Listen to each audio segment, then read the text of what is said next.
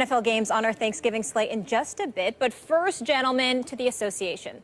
Yesterday, we asked if it's time to take the Lakers seriously with 8 wins heading into last night's matchup against the Warriors at Oracle. This is what Stephen A. had to say before the game. The Lakers will get destroyed tonight. Well, second of back-to-back against the Warriors is not a great format. It's not about the second of back-to-back. It's the fact that you beat them by 20 when they came to L.A. That's why. It's going to be a bad night for the Lakers tonight. A bad night. So, as Stephen A. predicted, that annihilation, it happened. Steph Curry led all scorers with 31 points as the Warriors demolished the purple and gold 149-106. Max, after the Lake Show's 43-point loss, how are you feeling about those baby Lakers? Fine. I'm feeling fine about them. By the way, Stephen A., Nostradamus, it doesn't exactly take a genius to look into a crystal ball and see that the Lakers were going to get slaughtered at Oracle, second of back-to-back. Well, of course, everyone knew they were going to lose that game big. Of course they did. You blame it because they're playing them again. You didn't say they were going to get slaughtered. I know that. You said it. Who needed to say it? Of course, it's obvious. Go ahead. I needed to tell you they were going to. Listen, second of back-to-back on the road in the NBA is the biggest lock in sports betting. Like every professional gambler knows this. If a team is playing the second of back-to-back on the road, they're like 70-something% likely to lose. And that's got to be like more than a 10-point difference in terms of how efficiently the team usually scores and how many points they allow. I would take off at least 10 points from a score going in knowing a team's playing the second of back-to-back. But it's not just that on the road. It's that Luke Walton's returning home to Oracle. Like, that's a big emotional deal. It's that the Lakers waxed them at Staples early in the season. You know the Warriors are looking for revenge. It's that the Warriors are either the best or second best team in basketball. We all know that in spite of the Clippers' record.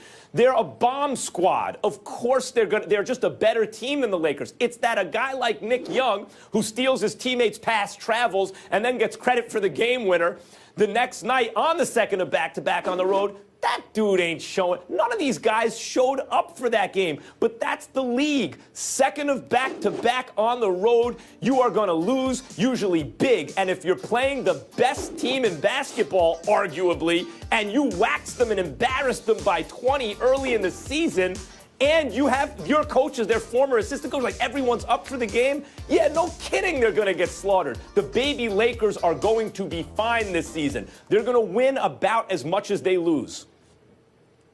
Well, first of all, I want the audience out there, America out there, we really appreciate Spock Kellerman giving us that breakdown. So logical, so unemotional, so pragmatic. It's just beautiful to hear you articulate your thoughts on basketball in such pragmatic fashion. I'm so touched by it. I really am. Here's the reality, Max Kellerman. It's not about them getting slaughtered in terms of losing to a superior team or whatever. What did I say to you about the Lakers in terms of why I'm not sold on them just yet? Just pump the brakes and think about this. Max Kellerman, forget the fact that they lost by 40 points. Forget the fact that Kevin Durant and those guys looked absolutely something. Kevin Durant, we'll talk about them a little bit later. He looks sensational. I mean, averaging 27 points on 57% shooting on this season. This is the kind of stuff that I was complaining about when he decided to go to Golden State. The dude ain't even shooting 17 times a game, and he's averaging 27. This is just ridiculous. But we'll talk about him a little bit later. Here's what I want you to pay attention to. Forget the fact that the Lakers lost by 40 and all of that stuff. Dissect why. Don't think about the back-to-backs or anything like that. You want an answer, or is that a rhetorical question? It is a rhetorical question. You've spoken enough. Listen, you got Kevin Durant, you got Steph Curry, you got Klay Thompson, all of whom shot better than 60% from the field, going up against a Lakers team that came into the game ranked 28th defensively. This is my issue with them. I'm saying to you, I'm a big fan of Luke Walton. I ain't worried about him. He's the right man for the job. He'll be just fine. I know they've got young talent on the come up. But when you are young and learning how to play and learning how to win, but you don't play defense, that's a bad sign.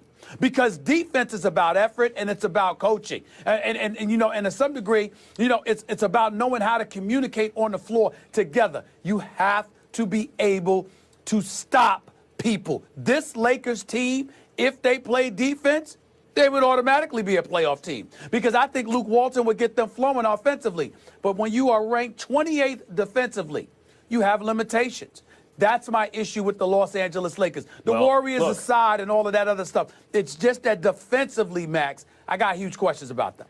Of course they're not a good defensive team, and first of all, they don't have a lot of good defensive players. And defense is much more than just effort. It's also knowledge and communication and some degree natural ability, not to the extent maybe offense is, but that also plays into it. The problem with evaluating these Lakers defensively on the second of back-to-back on the road in an emotionally charged atmosphere against the Warriors is the only way to defend against the Warriors is loud and constant communication.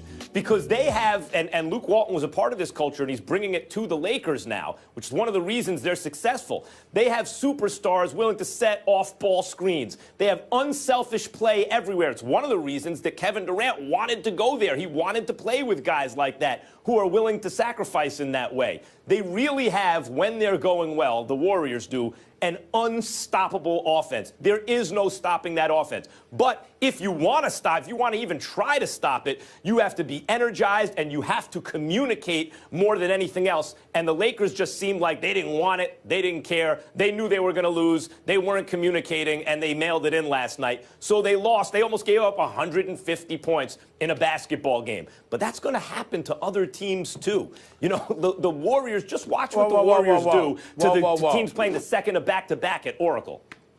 Listen, I'm on the record, and we'll talk about this later on in terms of how the Warriors have contaminated this season. But let's be clear, 150 damn points?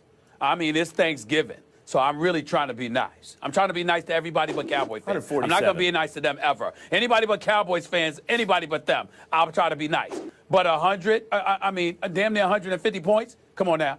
I mean, I don't care how bad you play. I don't care that you get blown out.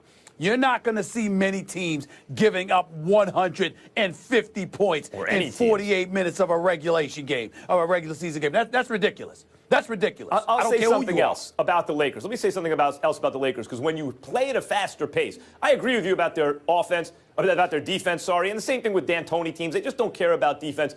But the thing to look at is not simply, not defending the Lakers' defensive performance last night. I'm just saying generally. The thing to look at is not simply the number of points you allow. Because in a faster-paced game with more possessions, there will be more points. There will tend to be. The question is your defensive efficiency. And I believe, or I predict, that by the end of this season, the Lakers' defensive efficiency will look a lot better than the actual number of points allowed, because Luke Walton's going to have them playing at a fast pace. Oh, I'm so touched, Max. You really stepped out on a limb. Hold on, you really stepped out on a limb there. 28th ranked defense in the NBA. By the way, just gave up 149 points. And you're sitting here talking about, they will improve defensively. They're going to look better. Really? That's where you're going? I mean, that's really stepping out, Max. That's really stepping out. That's really stepping out. They're going to look better. Can they look much worse? Can they look much worse defensively? Am I talking to the hot take expert who predicted boldly yesterday that the Warriors would beat the Lakers big at home, second of back-to-back on the road for the Lakers? Am I talking to that guy?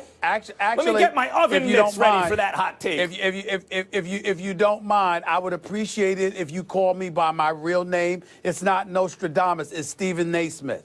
Stephen Naismith. That works better. I like that. I like that. It's not Nostradamus. It's Stephen Naismith. Okay, that's all right. I'm just saying, let's get it right. Let's get it right. All right. So the Lakers will get the Warriors again Friday for the rubber match at Staples. We'll see if the home cooking helps them out. And now, what, Stephen A? Yes, Molly, by the way, that Stephen Naismith only applies to the regular season and the playoffs. Don't get me into my finals predictions. They've been awful because I get emotional come to NBA finals. I get emotional. That doesn't count. Thank you for clearing that up. Wait, I just want to get this straight. So you're like that dude who you're Clayton Kershaw. You're really good until the people need you the most, and then you choke. What's up with that? They don't need me the most during the finals. No, it's not Damn. doing the finals. I No. always figured you'd be a finals performer. Damn. I'm about where I want to be. I'm about where I want to be at the finals. I'm about my social life. Don't worry, everybody. I'll He's take a part in Peyton the Manning, finals. Max. He just does the regular season. No humble pie on this show. All right, we've covered one of today's 3 NFL games. Coming up, we'll break down the others. No Andrew Luck for Ben Roethlisberger to outduel. So is this a must-win for the black and yellow Stephen A. Steelers? We'll tell you that next. And just 3 weeks ago, the Lions got the best of Sam Bradford as the Vikings won in overtime. Will the Vikes get revenge? Stay tuned. Look at you.